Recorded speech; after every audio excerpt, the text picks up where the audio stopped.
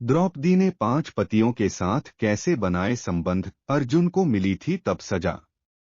संभवत द्रौपदी भारत की वह प्रथम महिला है जिसके 5 पति थे, या वह 5 पुरुषों के साथ रमण करती थी। लेकिन सबसे बड़ा सवाल यह कि क्या आज के लोग यह समझते हैं कि द्रौपदी ने विवाह तो सिर्फ अर्जुन से ही किया था, तो क्या उसका रिश्ता सभी के साथ नहीं था? पांडवों को 12 वर्ष का वनवास और 1 वर्ष का अज्ञातवास मिला था।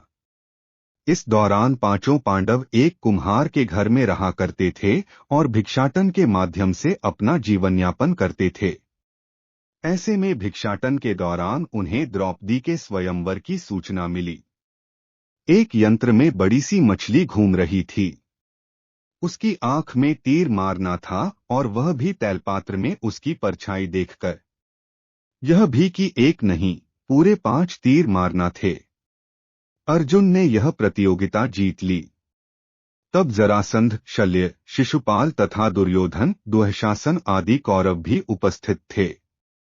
उस दौरान बहुत विवाद हुआ क्योंकि 5 पांडव ब्राह्मण वेश धारण कर पहुंचे थे।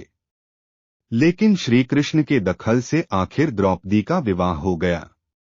5 पांडवों से उसका विवाह कैसे हुआ या 5 पांडवों की वह पत्नी कैसे बन गई, यह बहुत लंबा किस्सा है। कहते हैं कि द्रौपदी अपने पिछले जन्म में बहुत सुंदर युवती थी। सर्वगुण संपन्न होने के कारण उसे योग्य वर नहीं मिल रहा था, इसलिए उसने भगवान शंकर की तपस्या की और तब शंकर जी प्रकट हुए। उस समय द्रौपदी ने हड़बड़ाहट में 5 बार वर मांगे, इसलिए उसे शिवजी के वरदान के कारण इस जन्म में 5 पति प्राप्त हुए। जब भगवान शिव ने द्रौपदी को 5 पति प्राप्त होने का वरदान दिया था, तब वह भी ये जानते थे कि उसे अपने 5 पतियों के साथ पत्नी धर्म निभाने में समस्या होगी, इसीलिए उन्होंने द्रौपदी को ये वरदान भी दिया कि वह प्रतिदिन कन्या भाव यानी कौमार्य को प्राप्त कर लेगी।